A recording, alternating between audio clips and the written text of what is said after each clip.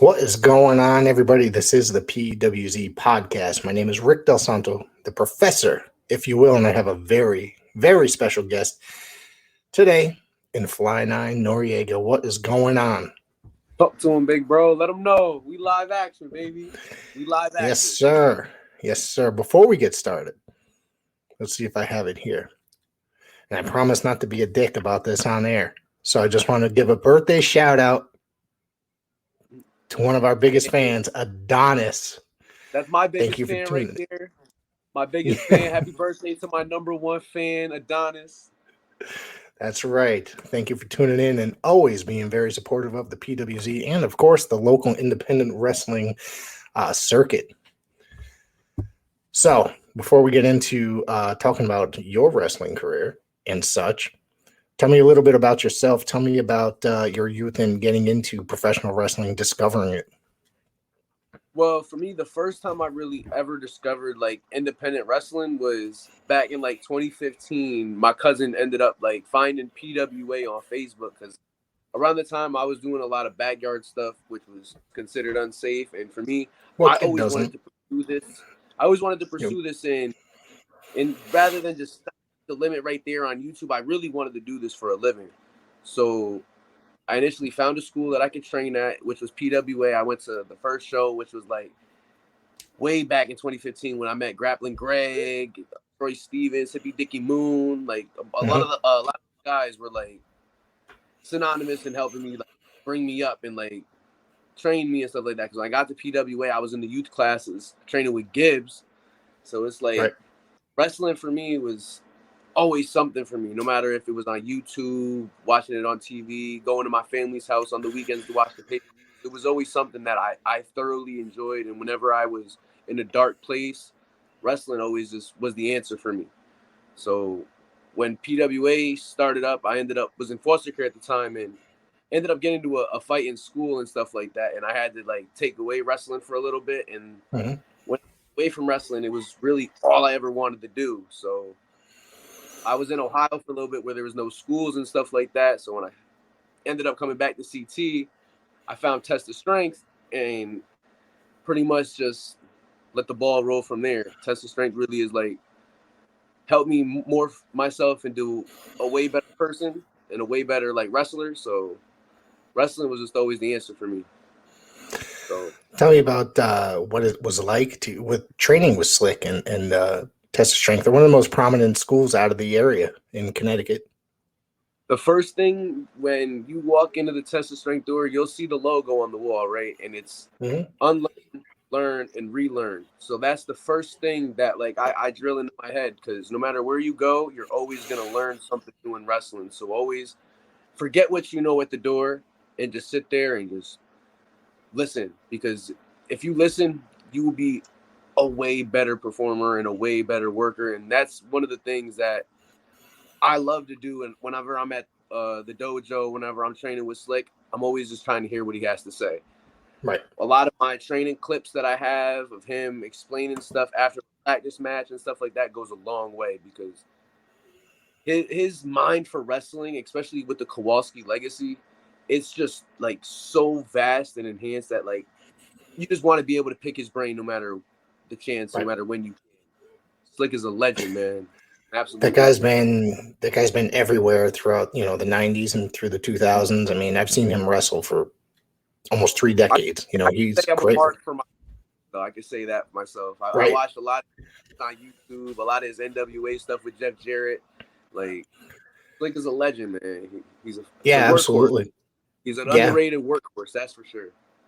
One of the things about him is a lot of guys these days use a lot of the moves that he created from back then, Absolutely. Yeah. That's a big discussion at the dojo. Like, damn, what else are they gonna rip from Slick? It's funny. Adonis is in the chat. He says, "What's up? Thank you. We gave you the birthday shout out right at the beginning of the show. So if you missed it, you're gonna have to rewind later. Little cuz. There you go. So after PWA, like you said, tell me about your first match. My first match that I had on the show or like practice matches? Yep. The first match I had on the show was actually the Big Jym Memorial show.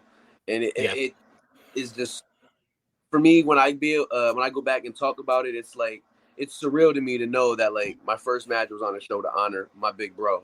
Never in a million years was I ready to work a match on a show. Was I intending to work on the show? Initially, they told me I was going to be in a battle royal, and that was it. Just take an exit, kid. That's it. But initially, I was working at the shoot job where I worked with Jim and stuff like that, and I got a text from the GM, and he's like, "You just got to upgrade, little bro. You're going to be in a match teaming with Jay Bricks against the legend Bo Douglas and Barnaby Combs, one of his trainees from Belton." So it's like when I heard that, I'm like, "Oh my God, I'm working this Big Jym show. It's like it's my debut show. I'm gonna be able to like work with Bo Douglas." I was like, as a fan, I'm just like, wow, this is amazing. But then like the realness like kicked in, where it's like, all right, now it's time to show up or show out, like show them why I deserve to be here, you know?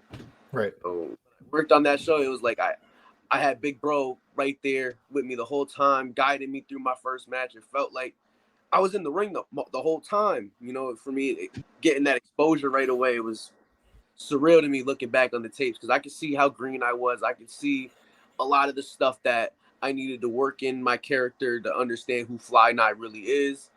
So it was like I study that tape a lot, because honestly, for me, I'm the first person in my viewing to see somebody do a backflip on a bump and feed, because that was crazy to me.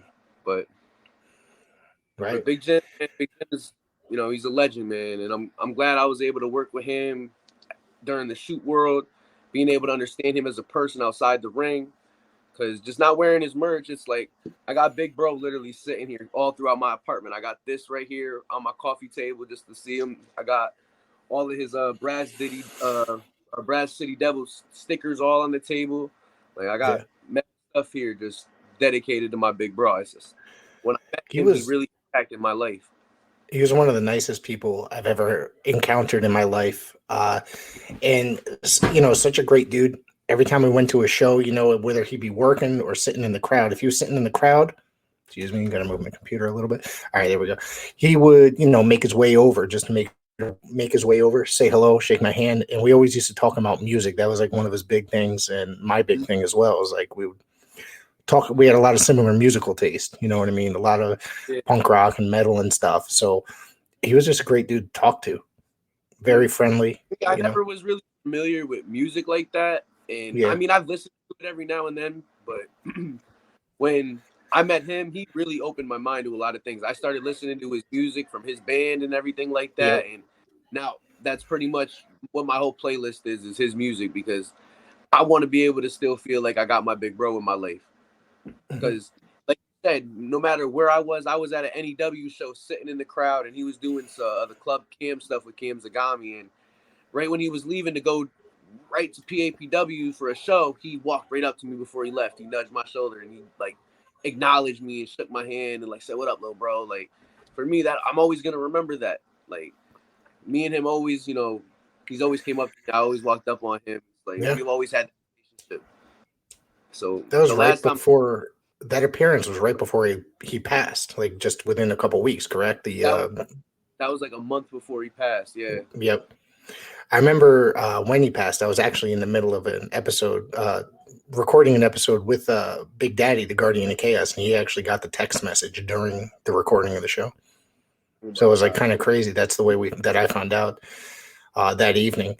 So anyways, you know, I love talking about him. As such, you know, like I said, he's a great dude. He was such a great guy, but you know, he's a legend, man. He's absolute.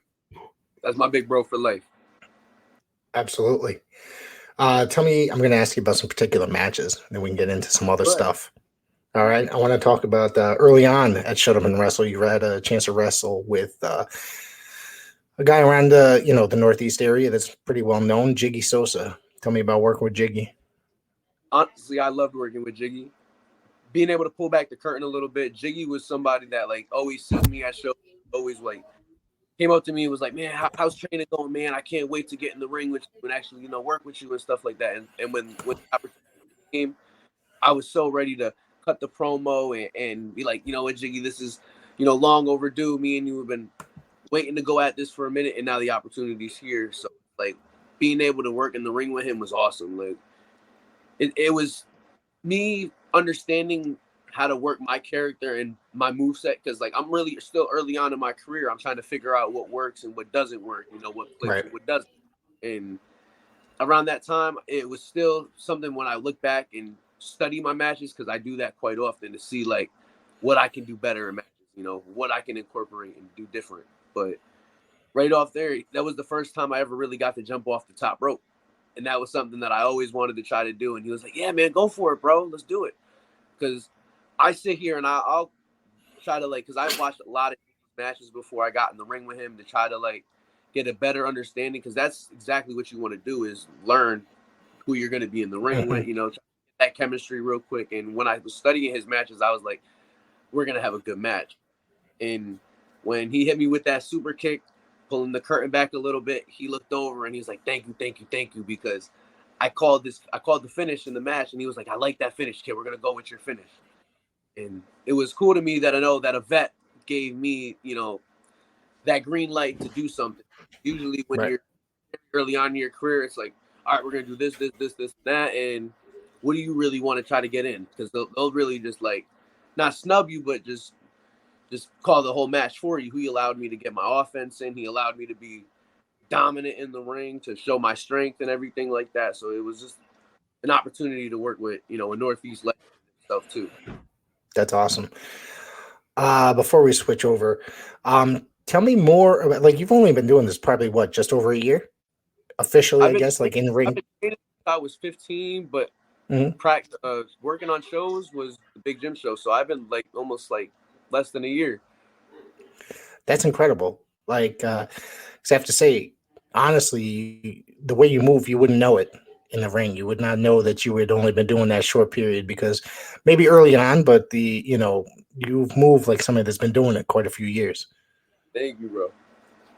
So, for me, I'm passionate about that. So that's why when I'm always studying my tapes, it's always about watching where my feet are. So when I'm in the ring, I have that ring awareness and that ring IQ to know exactly where I am at all times. So I appreciate you being able to acknowledge that, because it goes a long way. And when you are able to study and actually incorporate that in the ring, it goes a long way. So before we, like I said, before we switch over, who do you think, like growing up, who would you say was like a very big like influence on you? Hold up a second. I got to put this up on the screen here. Adonis. He said Flying Eye is one of my faves, but at the shows, I know it's your birthday. I said I wasn't gonna call you out, but at the shows, it does not seem like he's one of your favorites during the show. Man, especially during that. Fly Nice for the people, man. Let them know. Talk to him. Especially in those matches with Steve Garcia. So, but we'll get into those. So who would you say like actually influenced you as like your style and, as a professional wrestler? Like in your youth, maybe? This one really hit home to me as a kid, because this is around the time where I was really becoming a wrestling fan. November 13th, 2005. That's my birthday. Okay. Heard Eddie Guerrero passed away as a kid. And that was my 6th birthday. And as a kid, I'm like, damn, my favorite wrestlers, him and Rey Mysterio, were just the tag champs. I watched the No Way Out 2005 match between Eddie Guerrero and Rey Mysterio versus the Bashams. I watched that religiously as a kid because I had the Rey Mysterio DVD. I thought that was my coolest tag team. That was my fave. And when Eddie passed, it was like, it hit really at home to me. As a kid, I loved Eddie Guerrero. I loved Chris Benoit. Jeff Hardy was somebody that like allowed me to feel who I was as a person, because as a kid growing up, I was always that outsider. I wasn't really, I always wanted to do the crazy stuff, and everybody was like, "Oh, that's some daredevil stuff." Nah, that's weird. But like, I'm one of those people. I'm telling you, like when it comes to wrestling, you understand. No, I do. I'm not going to say like it's not necessarily my favorite style, but there are times I will pop when something happens, as long as you can deliver that move and be able to walk out of the ring and not break your back or break your neck. You know what I mean? So it's like, like one thing in wrestling, being safe. Absolutely. So there's a lot of that daredevil style or high flying style, however you want to label it.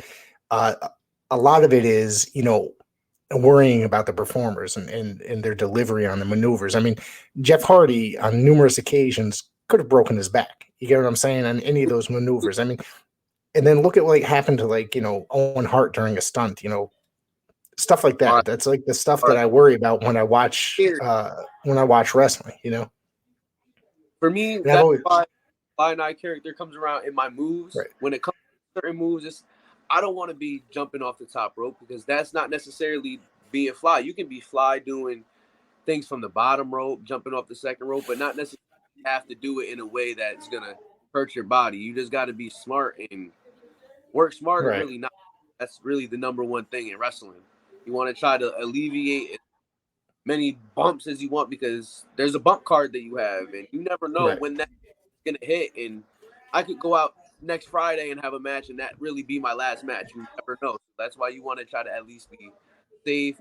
Don't do something that is going to jeopardize your health or your opponent's health. And it's real at the end of the day. You don't want to jeopardize what you got going on outside of wrestling. Wrestling it's not just a hobby to some people. It's everything for some people. But at the end of the day, you still got an outside life. You still got to tend to family, kids, and stuff like that. So you don't want to ruin anything that you got potentially going for yourself. How did your family act to you wanting to become a professional wrestler? I had really no support. Everybody was like, "Oh yeah, you can do it. You can do it." But it was like nobody really, was as supportive when I was growing up doing it. They were like, "You want to be a wrestler? That's cool. Why don't you go to school to be a doctor or something?" And I was like, "Nah, I really am struck out on doing this wrestling thing. No matter where I turn to, no matter what was going on in my life, I always turn to wrestling. Like that, for me, that was my gateway to a lot of things. It was me being stressed out. All right, I'm just gonna put on wrestling and not be stressed out anymore. That was always my answer. So, it's understandable. I mean, wrestling is, it's for me. You see me at all the shows. I show up at a lot of those shows. Guardian of Chaos is in the chat. Hello, sir. Thank you for tuning in. Happy to see you here. Yeah, man. It's just there's so much though out there. It's hard to pick and choose sometime what to watch. Every week there's something new on TV. But but you see me at the shows. You see me at the shows. It's like I do. It's like a stress reliever. Just getting out, and I bring my little kid. Try to get him into it. Now he's, he was talking about you the other day. He talks about Sunset. He talks about even the fans, Sunset, or Adonis and stuff. He's invested, and that's what we need though. Is more people supporting indie wrestling, because that's what bringing people to the big leagues and to the big times right now. Right. Regardless what reports are saying online and stuff like that, of them looking for college people and stuff, it's more or less they're looking for people that are passionate about this, that want to do this, that drive they were kids. Because some people just come into this, it's a hobby to them.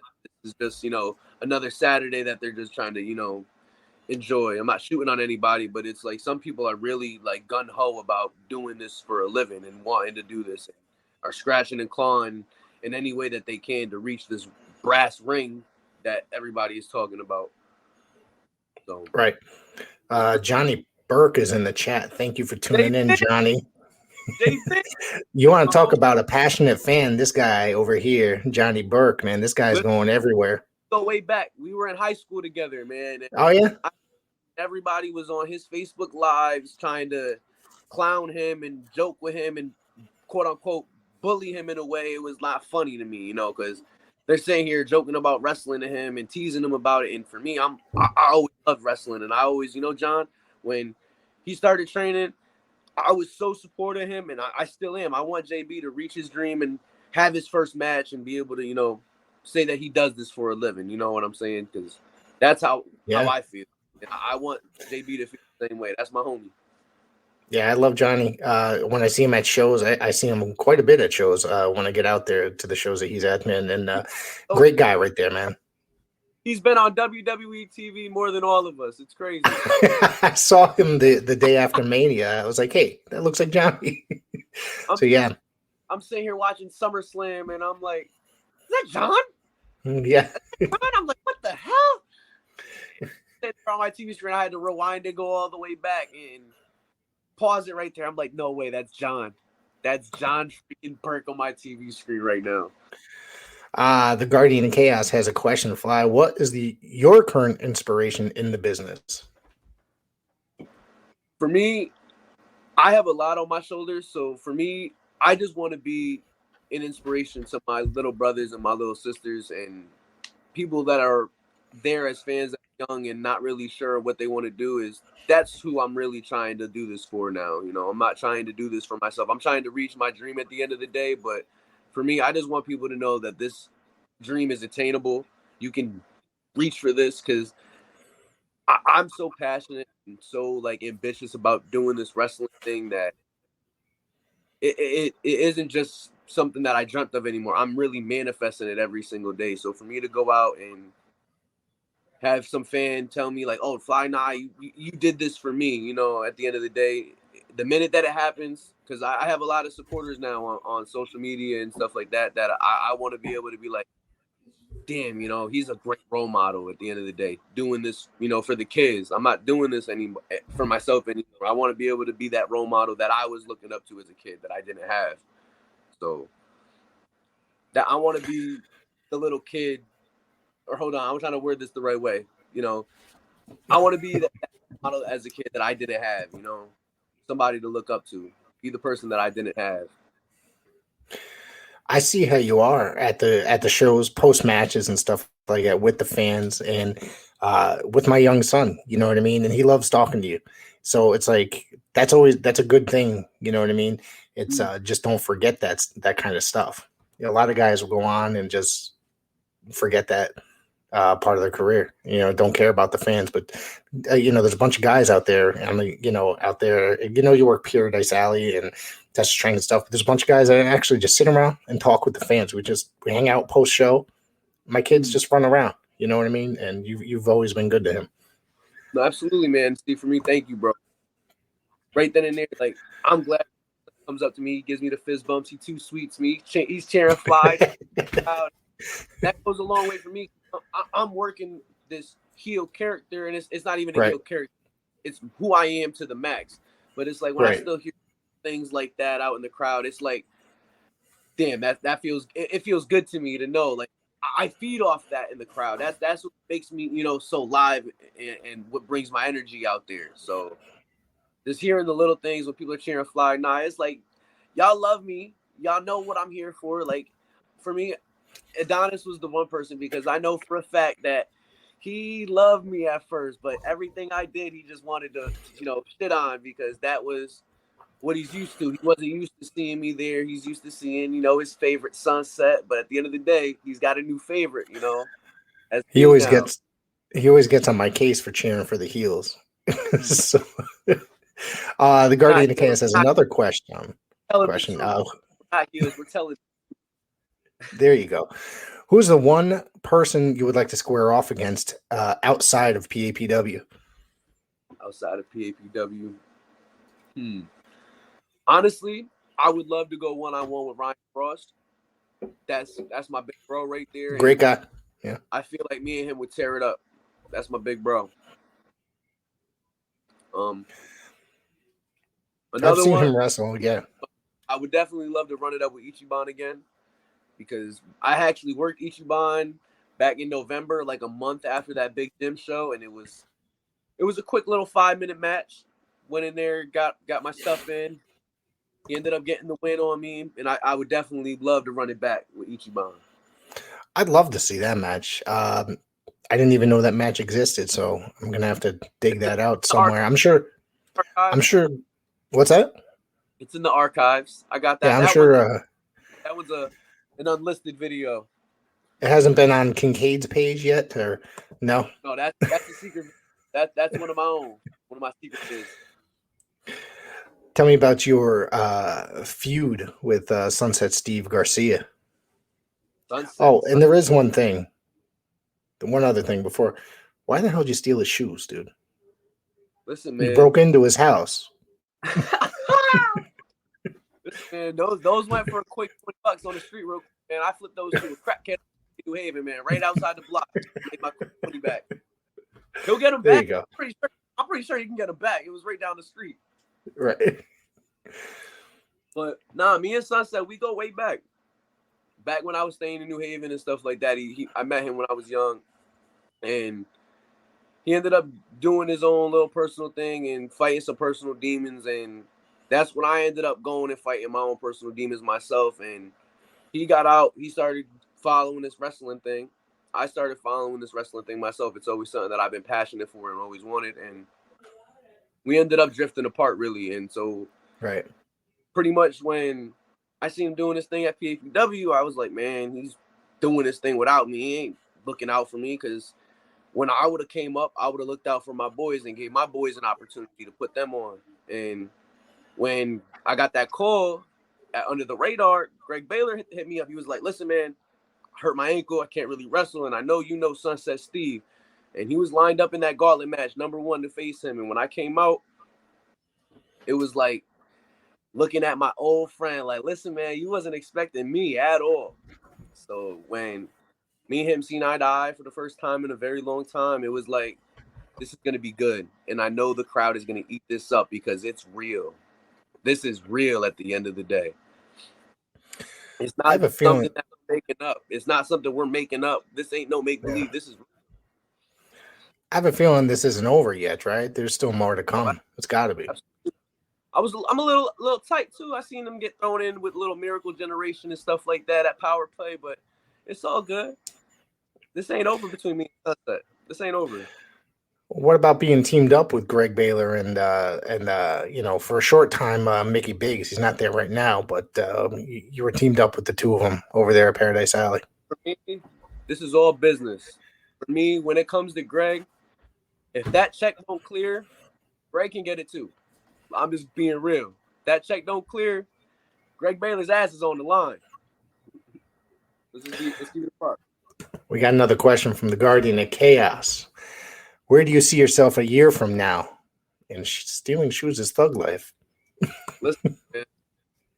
Sunset had, but a year from now, definitely want to see myself reaching out to work more shows in like New York and New Jersey, because I already did my first show up in New Hampshire.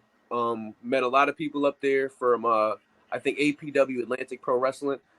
And okay. Once you reach out on social media to more people, it's just a matter of time before, somebody's like, oh, hey, this is the guy from over here, did this.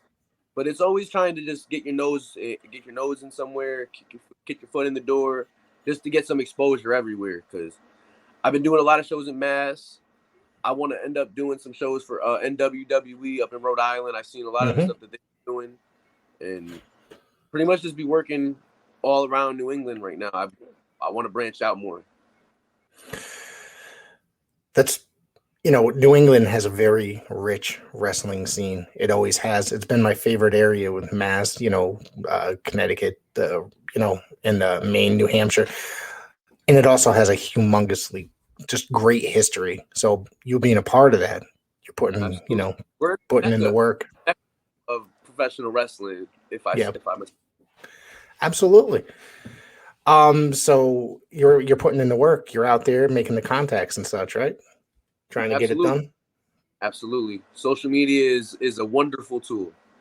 Absolutely. I think that could be a very good thing for professional wrestling. It could also be a very bad thing at times for, people, but you got to know what's that? It could come back to harm some people in the end. Yeah. How you approach certain things on social media, though, because I've been playing Facebook jail for the stupidest thing. TV legend. Like, Facebook just wasn't. I just suffered my first community strike. It wasn't your fault, but it was Adonis's fault. So in the 15 years that I've been subscribed or using whatever. Facebook. Yeah, using Facebook as a joke, and and I couldn't believe it after all that. I've been a good customer for 15 years, and I've been a good. All right, so tell me what else is in store soon. Where else are you working? You said you worked for. What's it like working for Kevin Landry's Shut Up and Wrestle? It's pretty dope. It's family friendly. You get up there, everybody's really humble, you know, willing to work with you, and pretty much it's like a practice match. Get some repetitions in. It's a free event, you know. Just pretty much just try to practice and get some stuff in. Pretty much understand, you know, what works and what doesn't work. Try to figure some stuff like trying to get the kinks out. Really, just get them reps in, because a lot of people need reps and reps. You know, working in front of a live crowd, not a lot of people get to do that, and especially the past, like, especially during the pandemic, a lot of people weren't really used to working with the crowd. So now some people need Right. to adjust and learn how to work in front of a crowd, because that's where most of my practice matches came, was during COVID. And it was hard because when I first worked that Big Jym show, I didn't pander to the crowd. I wasn't really, you know, 100% in what I was doing. I was just trying to make sure I didn't mess up anything in the match as a rookie. So Yeah, that was a whole strange period. Speaking of which, what we were just talking about in social media, that was a very important period for social media involving professional wrestling, because it was the way to keep things active. If you weren't on a wrestler promoting yourself and doing such things on social media, you know, what was wrong with you? You know what I mean? yeah, Because you're in the independent scene, because you know you're not on TV. You need to promote yourself and keep your name out there, and you know all that such stuff. You know, a lot of people were creating short videos or doing such things with YouTube. What's the other one? a lot of professional wrestlers too. TikTok is Yeah. a big. I never TikTok. really That's yeah. did, but TikTok has been key to a lot of people doing little dance videos and stuff like that to get a following. Yeah. Yep. Let's see. There is another question here. In the future, if you could choose WWE or AEW, or it continues MLW, NWA, Impact, or New Japan, any thoughts on that? I've always been an Impact guy. Really? I've always loved having alternatives rather than the monopoly arrest. When big guys were leaving companies like, I was like, these guys aren't just. As a kid, I was smarter to the business. I was like, these guys aren't done Right. with wrestling.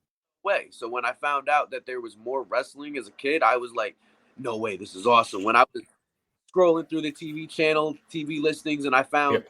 Ring of Honor and stuff from New Japan way back in the day, I was like, wow, this is just cool. So now I'm really like opening my mind to more wrestling. And I was just like dumbfounded as a kid, just watching all this wrestling as a kid. That's kind of where I've just basically put my mind to. And all my YouTube is wrestling matches. My whole entire subscription feed is just indie wrestling, MLW.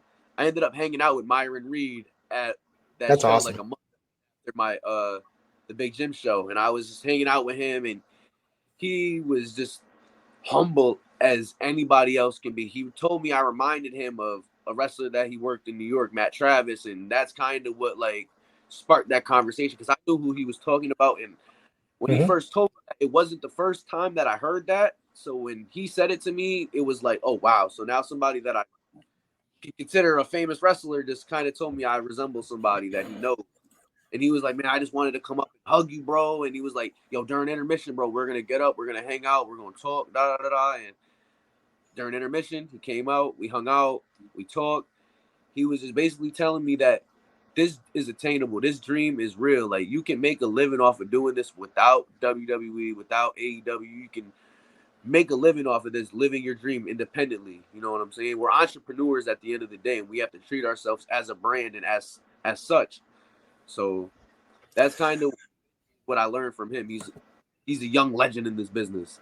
Right. For anybody that does not know who Matt Travis is, he died from a tragedy just, 3 years ago, probably? 3-4 years ago.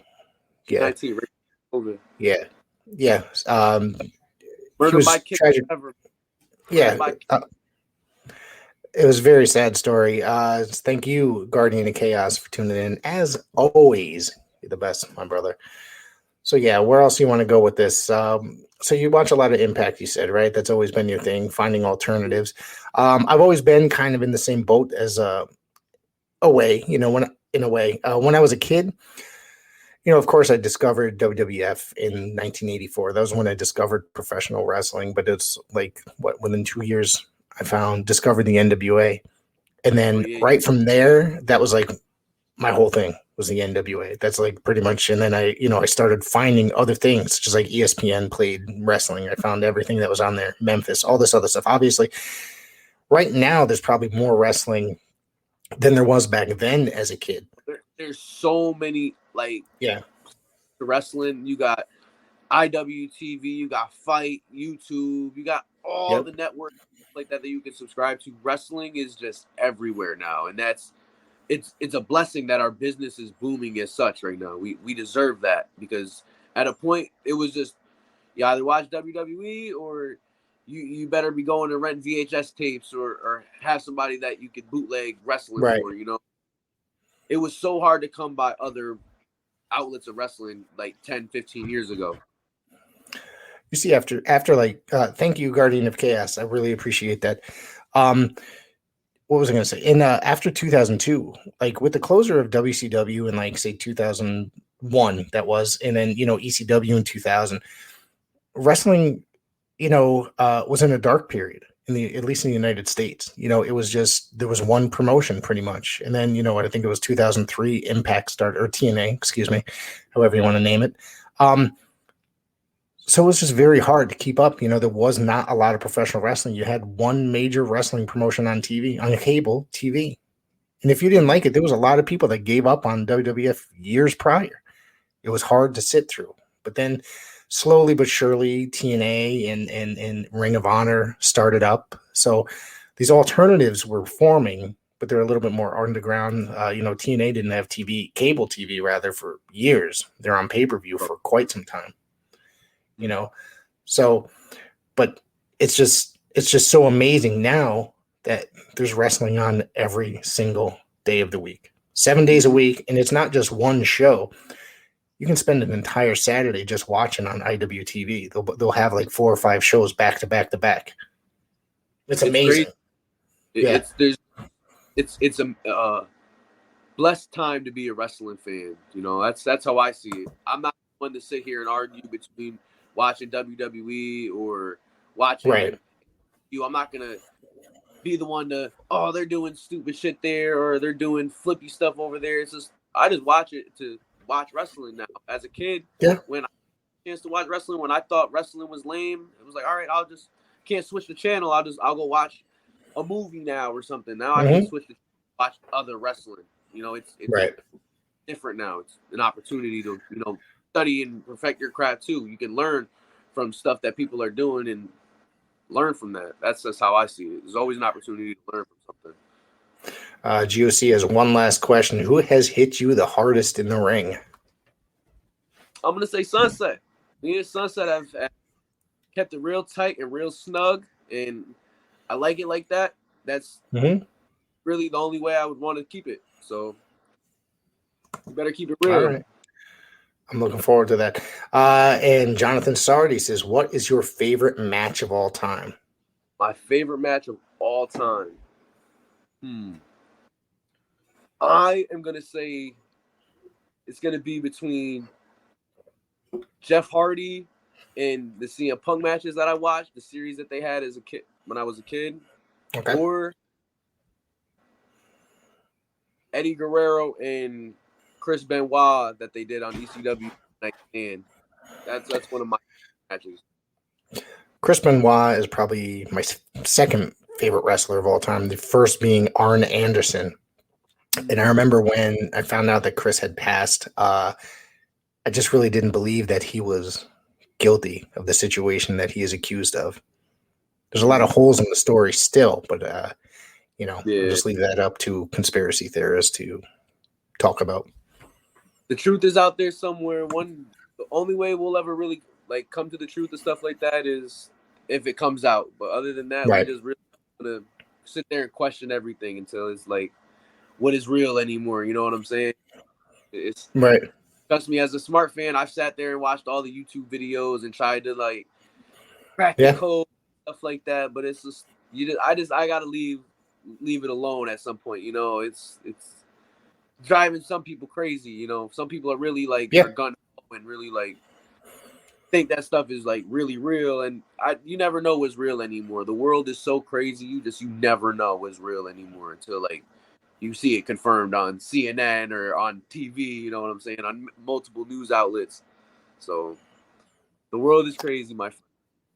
Yeah, absolutely. Absolutely. Yes, the GOC says only the Lord knows. That is correct, sir. That is correct. So, what is like? I'm sorry, I just totally forgot the question. What's your who has been your favorite opponent? Obviously, you've worked with guys like Sunset and Jiggy. Who's been your favorite opponent? And what's the Honestly, favorite match that you've had? One of my favorites I had is working with Stevie Legend recently Okay, at PAPW. Yep. yeah. Stevie, and I'm pulling back the curtain on this, is somebody that I've seen put in a lot of work and get the short end of the stick a lot of times. And for me, I've always said that I want to work with Stevie and I want to give him one of his best matches and give him pretty much the showing that he needs to be Stevie Legend. Right. That's why I'm always sitting there. I'm poking fun at him. I'm teasing him on social media, trying to get him riled up and push him to that limit where he comes out of that shell, because I see so much potential in that kid. That's why I really was pushing for that match for a very long time. And when it got confirmed for alley fights, I was like, I bet. Like, this is going to be, something that we can work with right now. Because we have another match lined up for Tough and Talented coming up in June. So me and Stevie working there, it's another opportunity for me, to push this kid to the moon and, let him show how big of a star he really could be. He's a young kid, and there's a lot of potential. And I know the love for the business is there in that kid. I see him, on social media. So I wish nothing but the best for that kid, and I hope he's rapidly improving. Every time that he goes out there. Absolutely. So apparently, the Guardian of Chaos lied. He has one more question. He said, "Best advice you've ever gotten, and from who?" From Big Jym. Big Jym told me, slow down. And if you feel like you're still going too fast, slow down even more. Because when I was in the ring especially during training matches, I would be rushing to the next spot, just trying to, worry about what I'm doing in the ring. And everything would just be, so fast paced that it wouldn't really look good. It was just, not it. So Right. when he told me to slow down, and it's something that I tell myself before I even walk out the curtain, I lick myself up, I get hyped, but then I also tell myself to slow down and feel it, because as a wrestler, you don't want to just go out there and play pretend. You want to react off the crowd. You want to feed off that crowd. You want to get them into it. You want them to feel what you're feeling, because if you're just sitting there playing an act, you're not getting a real reaction from people, And now Right. I'm really gung-ho about just being myself, being real, and just reacting to situations, because that's what's been getting me the best reactions at PAPW. So just being myself and being real, slowing down, has been the number one advice that I got from Big Jym. Rest in peace, Big Jym Anderson. Yes, Guardian of Chaos. Like I said, great guy. Miss him. Mystery Man has joined the chat. We are interviewing indie wrestler, local talent, the flyest in the room, Ni Noreaga, about his wrestling career, his goals, and happenings going on. Let them know we live action, baby. We live action. Yes, absolutely. So what else do you have? You working out this weekend anywhere? Absolutely not. This weekend, I'm actually just shoot job this week. That's all. Okay. I do for 7 days a week. Oh, hold up a second. Did you see this? This gentleman, Mystery Man. I'm not sure who the hell this Mystery Man is, but what? Okay. Is that Sunset Steve? That's probably it. Sunset Steve on his burner account. Come on now. Nobody prefers Sunset Steve. Sunset Sissy. You mean Sunset Sissy, huh? That's got to be Adonis, maybe. Maybe another one, because I blocked one of his accounts. So, for trolling. Action. Got you. Johnny Burke. What's going on? All right. So you're off this weekend, you said. You're working your shoot job. What else you got in store? Let everybody know before we get out of here. Or if there's anything else you want to promote. Well, other than that, I've been working on trying to get this sponsorship with Essentia. I love Essentia Water. I've been, reaching out on them at social media any way that I can. When I walk through the curtain, that's the bottle of water I got in my hand. I'm trying to, like I said before, you're a brand in wrestling and you got to treat yourself as such. You're an entrepreneur, sponsorships, any way that you can promote yourself, get yourself out there is the best way. Like, I'm trying to, line myself up with different clothing brands and stuff like that to try to just push my character, because at the end of the day, being the flyest in the room, you don't want to stick to just being, you don't want to just stick to being, bland and just, one outfit and stuff like that. That's kind of the reason why I want to spice it up and do something different now and try to like push the envelope as far as I can. Where can we find Fly on social media? That's correct. I'm on Twitter as real_flyguy9. I'm on Instagram at official_flyguy9. Facebook, Fly9 Noreaga.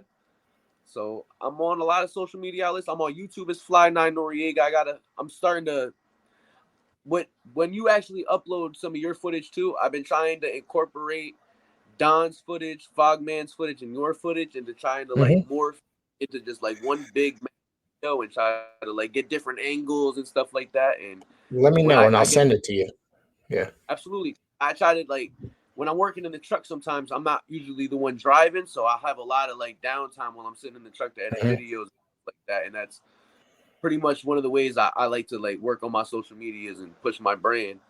So when I get my YouTube lined up with stuff like that, I want to upload pretty much all the videos to the Fly9 Noreaga channel and stuff like that. So also, next week's episode of Paradise Alley Pro Wrestling Alley Fights, the series, will feature Fly9 Noreaga and Stevie Legend. So make sure you tune into that, the match that we were talking about earlier. Are you on TikTok, sir? No, I am not. I'm not. I made a TikTok, but I never, I ended up deleting the app. I couldn't figure it out.